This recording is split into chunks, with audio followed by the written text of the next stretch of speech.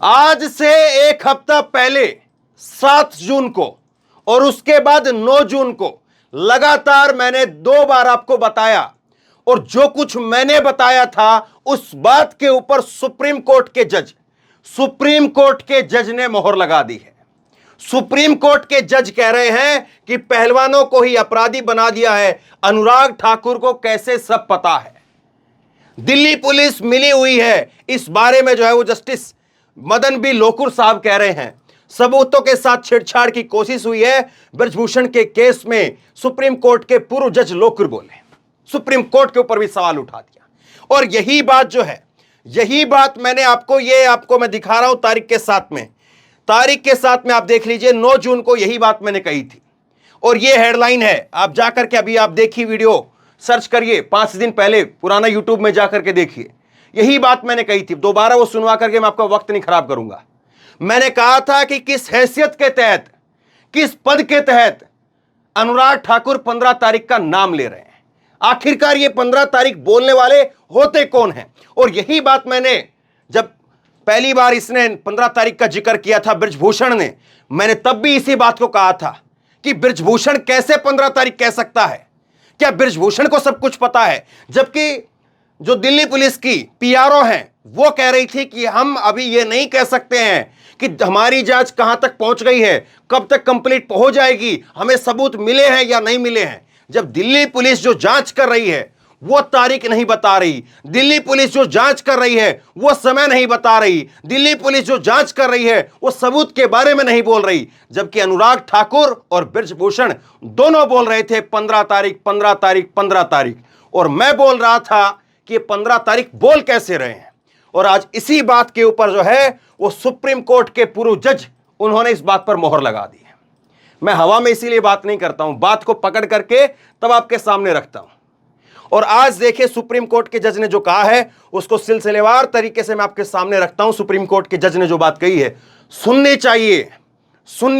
Supreme court के जज साहब ने जो बात कही है, और कैसे नाबालिग के साथ में जो 5 घंटे की पूछताछ हुई है उसको कटघरे में खड़ा कर दिया है। ये वो पहलू है, नाबालिग महिला पहलवान के साथ जो पूछताछ की गई और उसके बाद में किस तरह से चीजें बदली हैं और नाबालिग ने कैसा अपना बयान बदला, ये पूरा केस कैसे जो है वो कमजोर हुआ है, इस बात को जो है सुप्रीम कोर्ट के जज साहब समझा रहे हैं। समझिए जरूर, एक एक करके मैं सारे पहलू बताऊंगा।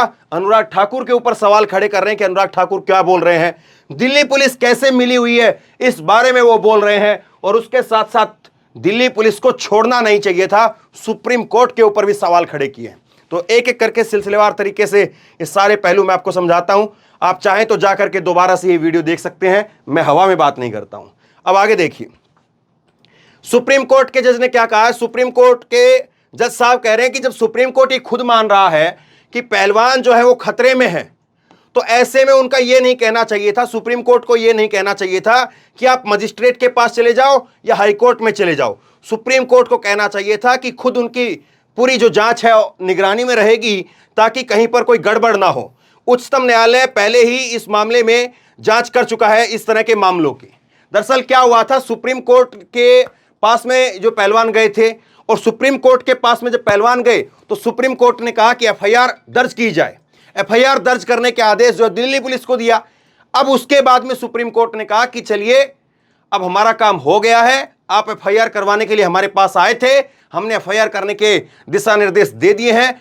अब आपको कोई दिक्कत है, अब आप उसकी गिरफ्तारी या कोई जांच में कोई दिक्कत है तो आप उसको लेकर के हाईकोर्ट में चले जाइए या मजिस्ट्रेट के पास चले जाइए। इस बात को लेकर के सुप्रीम कोर्ट के पूर्व जज मदन बी लोकुर साहब कह रहे हैं कि उनको ऐसा नहीं कहना चाहिए था, क्योंकि सुप्रीम कोर्ट में ही कई इस तरह के मामले हुए हैं जिनकी निगरानी जो है वो सुप्रीम कोर्ट के अंदर हुई है। अब आगे देखिए क्या कहते हैं। ये कह रहे हैं कि इस मामले के अंदर 100 जो गवाह हैं, 100 गवाह की बात हो रही है, लेकिन ये ऐसा क्या है कि एक नाबालिग के साथ में यौन उत्पीड़न की बात होती है तो क्या गवाह भीड़ होगी? अब पुलिस कह रही है कि हमें वीडियो एविडेंस चाहिए। इस बात पर भी मैंने सवाल उठाया था कि वीडियो एविडेंस चाहिए, जबकि यौन उत्पीड़न बंद दरवाजे के पीछे हुआ, ऐसे में जांच का क्या मतलब है? 164 का जो बयान होता है उसका मतलब ये होता है कि पुलिस अब जो है वो आरोपी उससे पूछे, और आरोपी को सिद्ध करना पड़ेगा कि मैंने ऐसा नहीं किया है, जबकि उल्टा पूछा किससे जा रहा है? जो पीड़ित है उनसे पूछा जा रहा है। और यही बात जो वो जिस वक्त में एविडेंस मांगे गए थे तब कहा गया था कि क्या आप जो है पीड़ित जो है वो ये कैमरा लेकर के जाएं और जो आरोपी है उससे फिर से कहें कि साहब चलिए हमारा कुछ गलत सलत कीजिए ताकि फोटो चार आपकी खिंच जाए। ये कैसी बात है? अब इसके आगे देखिए, पहलवानों को ही जो है अपराधी बना दिया है। सुप्रीम कोर्ट के पूर्व जज ने इस बात को कहा है। बार एंड बेंच के एक रिपोर्ट के मुताबिक जस्टिस लोकुर ने पहलवानों के खिलाफ दिल्ली पुलिस की कार्रवाई पर भी सवाल खड़े किए हैं और कहा है कि जो लोग पीड़ित थे और जंतर मंतर पर अपना दर्द बयां करने के लिए आए थे उन्हीं के खिलाफ 144 के तहत उनको अपराधी बना दिया गया। फिर कहा गया कि अब आप जंतर मंतर पर नहीं बैठ सकते हैं। ऐसे में वो कहां जाएं, किससे अपनी बात को कहेंगे? तो सुप्रीम कोर्ट जो है वो खुद जो है सवालों के घेरे में आ गया है। दिल्ली पुलिस सवालों के घेरे में है और इस बात को कोई गली नुक्कड़ चौराहे पर खड़ा हुआ व्यक्ति नहीं कह रहा है। और अगर जो है हम कहेंगे तो फिर अंधभक्त कहेंगे कि देखिए इनको तो मोदी की प्रशंसा करनी नहीं है, जबकि ये मोदी की बुराई प्रशंसा आलोचना करने वाली बात नहीं है। जो तथ्य है वो बात है। अब आगे सुनिए, 5 घंटे की जो पूछताछ है वो सबसे बड़ा सवालों के घेरे में है। इसमें जस्टिस लोकुर कहते हैं कि नाबालिग लड़की से 5 घंटे की जो पूछताछ हुई है वो उस पर वो सवाल उठाए हैं और कहा है कि पीड़िता ने लिखित में शिकायत दी है जिसमें सारी बातों का जिक्र है। फिर आप किस तरह की जांच चाहते हैं? पीड़िता को यह साबित करने के लिए कहा जा रहा है जो उसने आरोप लगाए हैं, यह भी एक तरीके से उत्पीड़न है। सुप्रीम कोर्ट और तमाम अदालतें इस पर बहुत सख्त रुख रहा है। इस पीड़िता की गरिमा के साथ में खिलवाड़ जैसा ही है। एक भविष्यवाणी या एक जो है मैं अपनी एडवांस में बात आज और कह दूं, ये मामला जब कोर्ट के अंदर जाएगा ना दोबारा, कल मान लीजिए कि ये जो बृजभूषण है उसकी गिरफ्तारी ना हो, लेकिन मामला जब ये कोर्ट के अंदर जाएगा ना, ऐसी फजियत होगी दिल्ली पुलिस की, ऐसी फजियत होगी।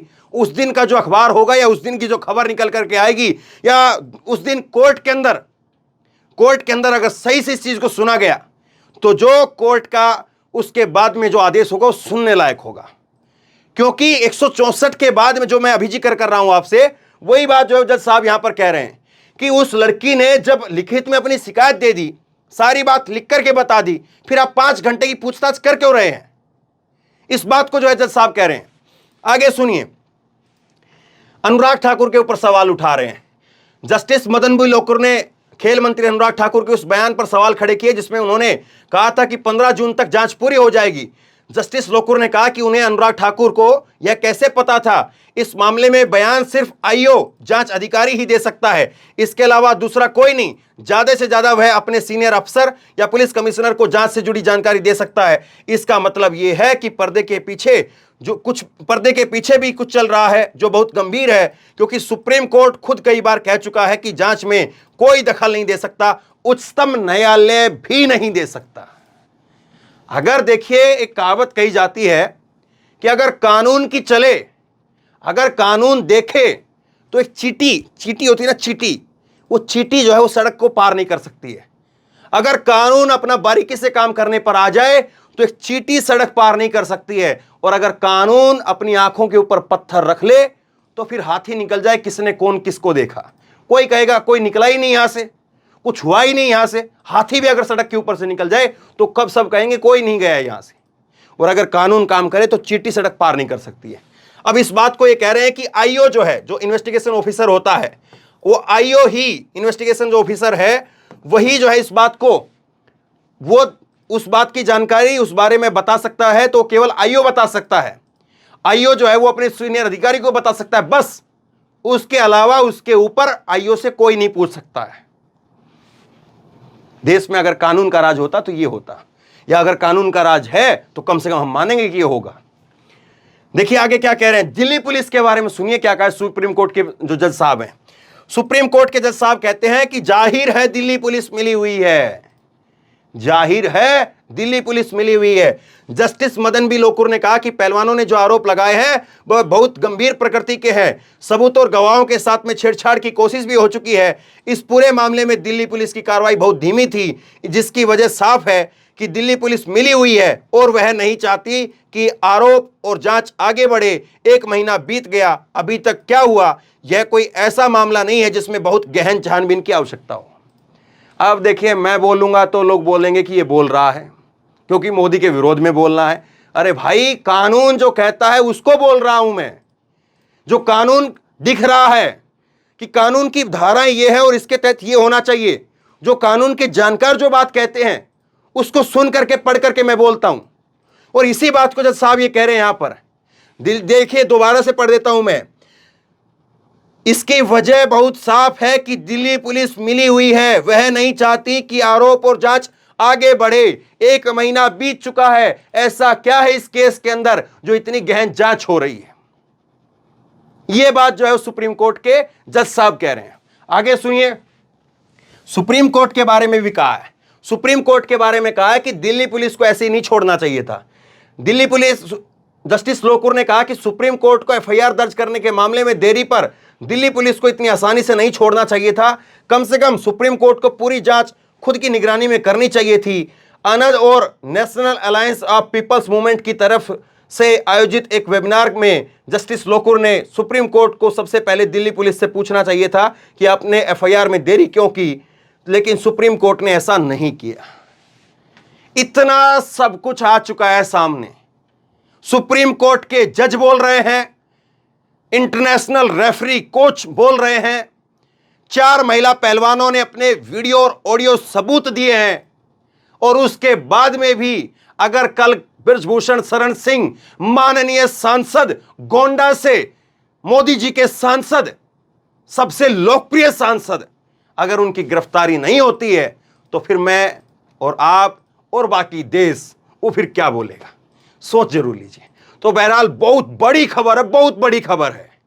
देखिए, मैंने जो बात कह दी थी वो तो एक अलग बात थी, लेकिन उस बात के ऊपर मोहर लगी है। सुप्रीम कोर्ट के जज ने इतनी बड़ी बड़ी बातें कही है, और सुप्रीम कोर्ट के जज जो हैं अगर कुछ कह रहे हैं तो जाहिर सी बात है उसके कुछ मायने होंगे। शेयर करिए इस खबर को, लोगों तक पहुंचाइए, एक एक आदमी के मोबाइल में इस खबर को पहुंचा दीजिए, ताकि एक एक आदमी को आसानी से समझ में आ जाए कि पूरा केस, पूरा प्रकरण जो है वो है क्या, इसमें कौन फंस रहा है और इसमें कौन किसको बचा रहा है। ये सारी बातें लोगों को पता चल जाए।